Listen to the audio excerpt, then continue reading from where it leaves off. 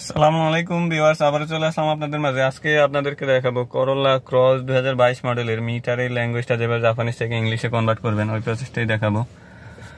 তো স্টিয়ারিং এ দেখেন metre control করার জন্য কিছু বাটন দেওয়া আছে, right button, left button, up button, down button, এটা হচ্ছে ব্যাক বাটন। তো এগুলাতে আপনাকে প্রেস করতে হবে। এখনো ইংলিশ করা হয় নাই, আমি একটা একটা করে প্রেস করে দেখাচ্ছি আপনাদেরকে।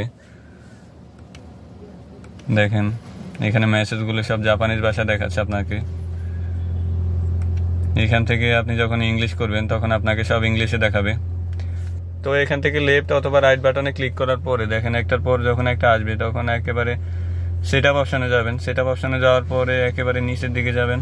নিচের দিকে যাওয়ার পরে গাড়ির মতো যে আইকনটা দেওয়া আছে এটাতে ক্লিক করে ধরে রাখবেন। হোল্ড করে ধরার পরে একবারে উপরেরটাই হচ্ছে ল্যাঙ্গুয়েজ, এটাতে ক্লিক করার পরে এখানে ইংলিশ দিবেন। ইংলিশ দিলে ল্যাঙ্গুয়েজগুলো সব ইংলিশ হয়ে যাবে। দেখেন এখন মেসেজগুলো আপনাকে ইংলিশে দেখাচ্ছে।